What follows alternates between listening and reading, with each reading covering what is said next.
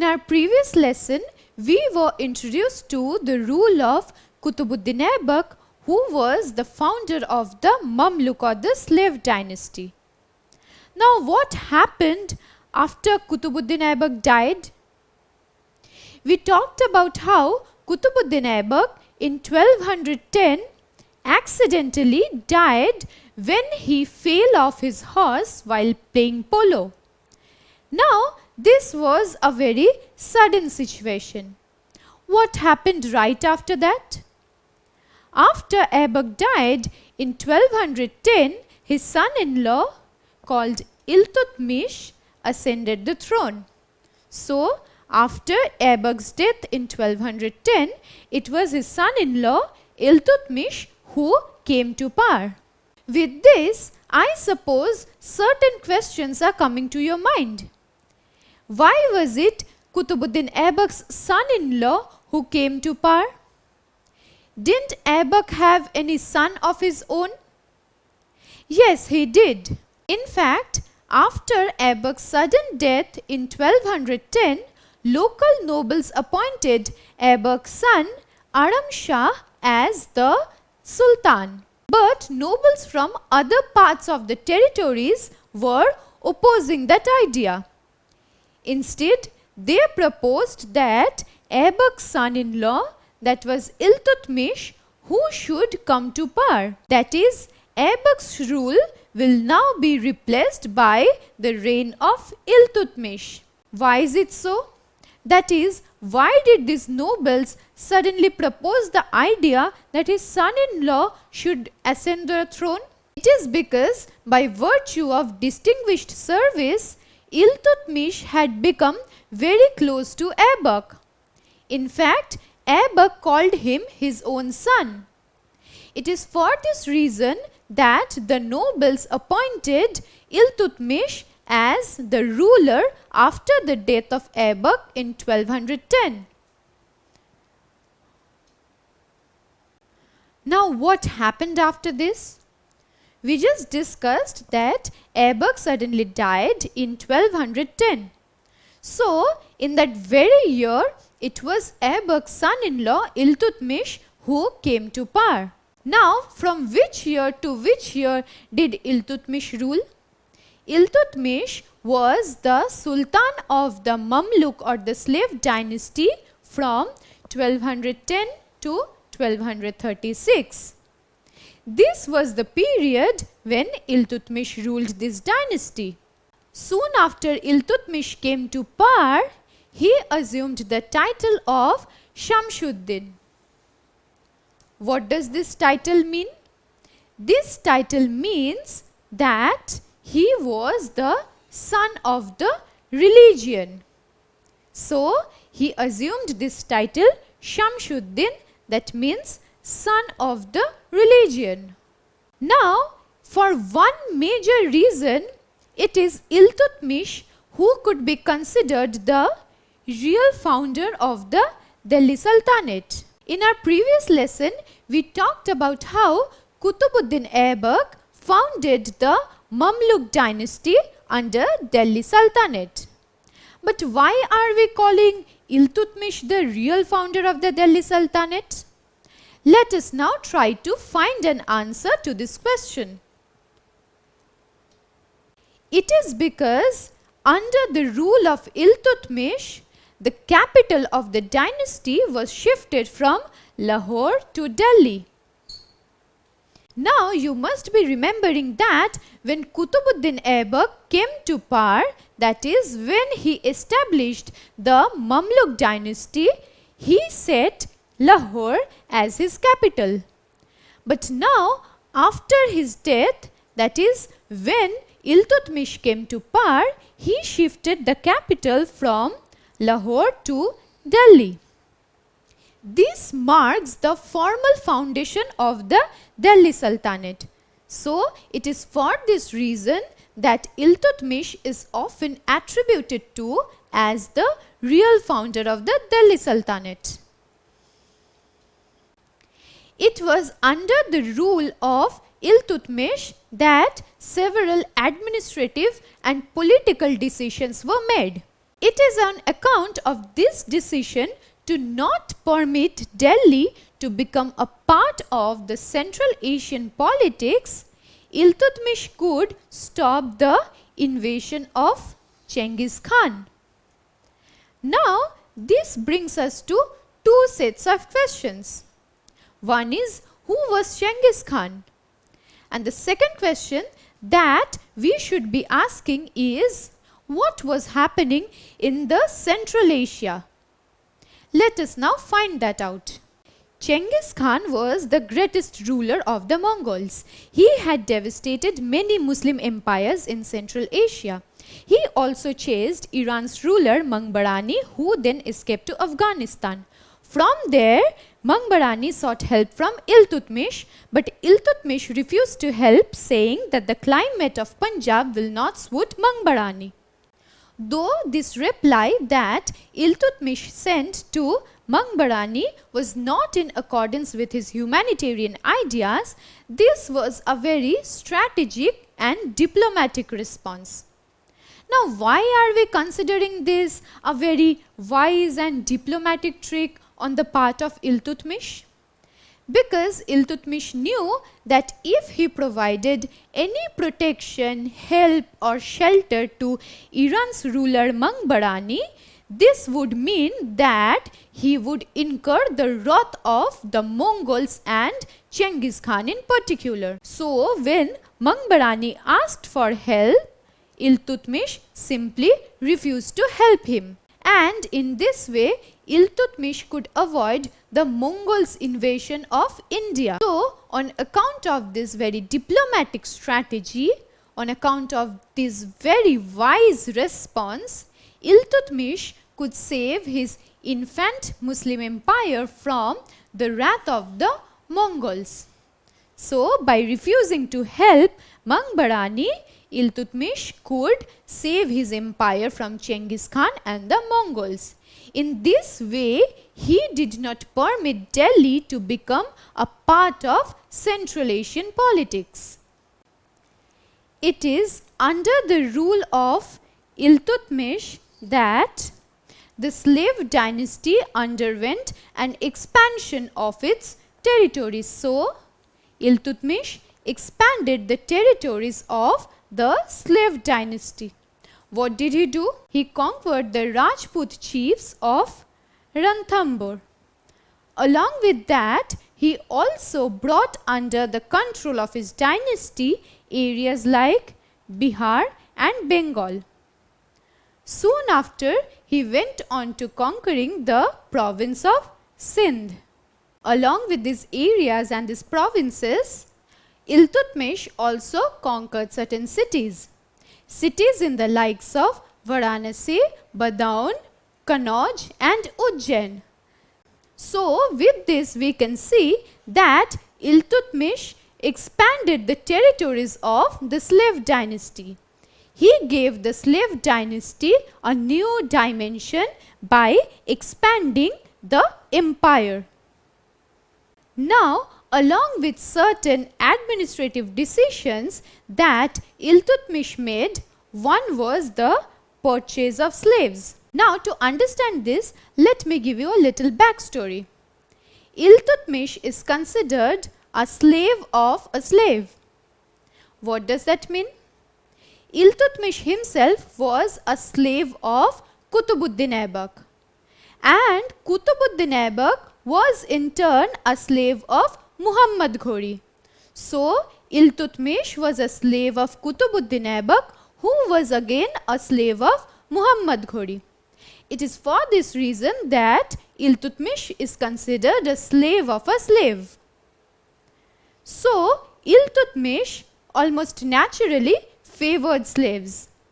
He was of the opinion that slaves must be purchased for rendering military services. What were these slaves called? So, for military service, the slaves that were purchased were called Bandagan. So, Bandagan were the slaves that Iltutmish purchased for military services. Now, do you think this practice of purchasing slaves and using them as bandagan for rendering military service come to an end with Iltutmish himself? No. This practice of using bandagan for military service was continued under the sultans of the Khalji and the Tughlaq dynasty. The Khalji and Tughlaq dynasties came after the Mamluk dynasty, and it is during these dynasties as well that this process of purchasing slaves and using them as military services was prevalent. Along with that, the Khaljis and the Tughlaqs did something else. What did they do? They were of the opinion that people of humble births should be appointed to important positions. These people of humble births who were appointed to important positions were called their clients. Now, these people of humble births were appointed as governors and generals under the Khaljis and the Tughlaqs. That is, the sultans of the Khaljis and the Tughlaqs believed that if they appoint people of humble birth, people who are slaves by nature, they will be very loyal to their master and not the heirs. So, these clients that they would have from people of humble births would be very loyal to the sultan. So, instead of appointing aristocrats, nobles and landed chieftains, the Khaljis and the Tughlaqs appointed people of humble births to these important government positions. Now, Iltutmish was also very keen on expanding trade in his dynasty. To expand trade, what did he do? He introduced two coins. These two coins are called Tanka, that was a silver coin, and Jittal, that was a copper coin. You should also know that these two, that is Tanka and Jittal, were the first Arabic coins. Prior to these, all coins were Sanskrit coins. That is, inscriptions on these coins were written in Sanskrit. But these two coins that Iltutmish introduced, that is Tanka and Jittal, were the first Arabic coins that were used. This is a point we just discussed, that Iltutmish was keen on expanding trade in his dynasty. So, to favor and facilitate trade in his dynasty, he introduced these two coins. Along with wanting to expanding his territory, along with wanting to expanding trade, Iltutmish was also a great lover of art and learning. He was a patron of art and learning. It is for this reason that he extended liberal patronage to several theologians, scholars and artists. So, as a lover of art and learning, as a lover of knowledge itself, Iltutmish extended huge patronage to scholars, artists, to theologians. Now, what did this imply? This huge patronage that was given to scholars, artists, theologians, in turn enriched the cultural life of the ruling elite. So, Iltutmish was a great ruler. He expanded his territory, he tried his best to facilitate trade, and along with that, he tried to promote learning and knowledge in his dynasty. Now, we just discussed that Iltutmish was a great lover of art, of learning, of knowledge. In Central Asia, the Mongols were threatening theologians, scholars and artists. It is for this reason that many Muslim theologians, scholars and artists had fled to Delhi and they had taken refuge over there. So they came to the dynasty of Iltutmish. And among many such scholars, artists, theologians was the father of Amir Khusru. Now who was Amir Khusru? Let us now find that out. Among the many theologians, scholars, artists who had fled to Delhi to escape this Mongol threat was the father of Amir Khusru. He was a very famous and one of the most prominent personalities in medieval India. Now, why do I call him a famous and prominent personalities of medieval India? Amir Khusru was regarded as the father of Qawwali. Amir Khusru was a renowned musician, scholar and court poet in medieval India. He was an iconic figure in the cultural history of the entire Indian subcontinent. Now, Amir Khusru has witnessed the rule of 8 great Delhi Sultans. From the rule of Ghiyasuddin Balban to Muhammad Tughlaq, Amir Khusru has been a court poet, a scholar, a renowned musician. In our previous lesson, we learnt about the huge monument that is the Qutub Minar. Who started the construction of Qutub Minar? You should be remembering that it was Qutubuddin Aibak who began the construction of Qutub Minar. But unfortunately, due to his untimely death, he was not able to finish the construction of Qutub Minar. So who completed the construction of this monument?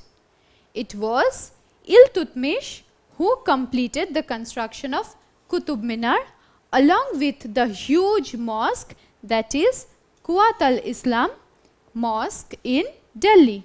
So it was Iltutmish who finished the construction of Qutub Minar and Quwat al-Islam Mosque. About this Quwat al-Islam Mosque we have discussed previously. It is one of the most ancient mosques in the subcontinent.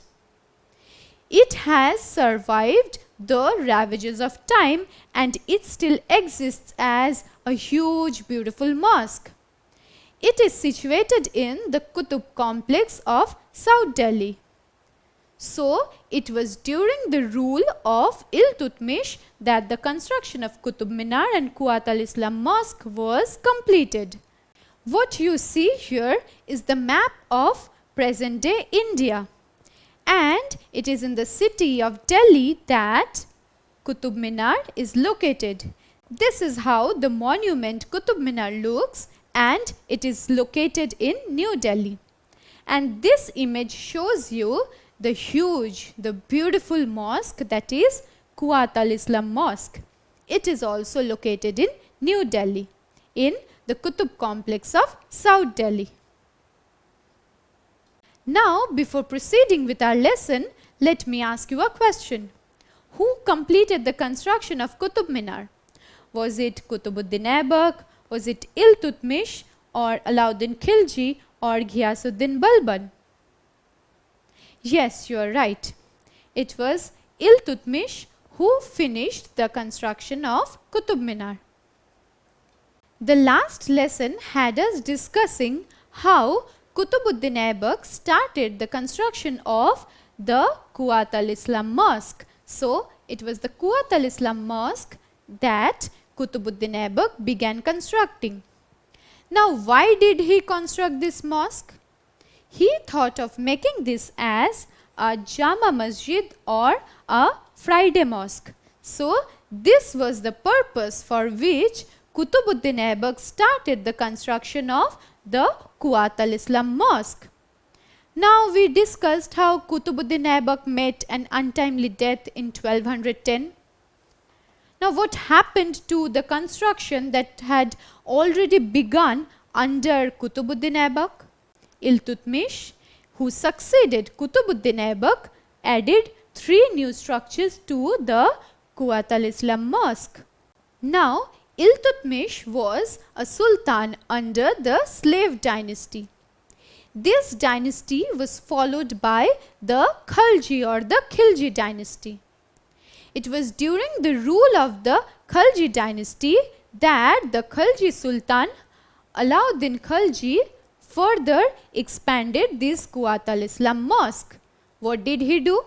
He built a courtyard at the entrance to this mosque. So, Qutbuddin Aibak began the construction of Quwat al-Islam Mosque. It was Iltutmish who expanded the mosque by adding 3 new arches to it, and it was Alauddin Khalji of the Khalji dynasty who built a courtyard at the entrance to the mosque. With their new additions, today stands tall the huge and beautiful Quwat al-Islam Mosque. This point might be remarkable to you that Alauddin Khalji, despite being a sultan of a different dynasty, that is, he was a sultan under the Khalji dynasty and not the Mamluk or slave dynasty, despite being a sultan of a different dynasty, Alauddin Khalji still chose to expand a mosque that was built under the sultan who belonged to the slave dynasty. So, it was during the slave dynasty that the construction of the Quwat al-Islam Mosque was started. It was during the slave dynasty that this mosque was further expanded by Iltutmish, and in the subsequent dynasty, that is in the Khalji dynasty, this mosque was given a new courtyard at the entrance. Through this discussion, we came to learn how strong and able a sultan Iltutmish was. Iltutmish expanded his territory, so it was during his rule that the slave dynasty was expanded. Along with that, under his rule, the slave dynasty underwent economic expansion. He made new coins called the Tanka and the Jittal. He was also a great lover of art and learning, which is why he extended patronage to theologians, scholars, poets. We also learned how he completed the construction of the Qutub Minar as well as expanding the Quwat al-Islam Mosque. So, this tells us how he ruled very successfully for 26 whole years. He enjoyed his fair share of a long rule of 26 years. But it is in the year 1236 that Iltutmish died. Now, what happened after he died? He was succeeded by his daughter Razia. So, after the death of Iltutmish, it was his daughter Razia who ascended the throne. Now, this must have left you wondering how a woman sultan came to power. How Iltutmish's daughter came to power and not his son. It is this line of discussion that we will be taking up in our subsequent lesson, where we will learn about the rule of the sultan that Razia was, along with some other contemporary women rulers in medieval India. Don't forget to subscribe to our channel and hit the bell icon. You can also register for free at DeltaStep.com or download the DeltaStep app to learn one-to-one with our amazing teachers, or to get access to all our 5,000 plus amazing videos as per your school syllabus. Master each topic with our adaptive practice technology. Get million plus questions with step-by-step solutions and unlimited mock tests. Get all your doubts resolved instantly. Learn via games and win amazing prizes like PlayStations and iPads. So at DeltaStep, learning is not just fun and easy, it's rewarding too. So register for free now.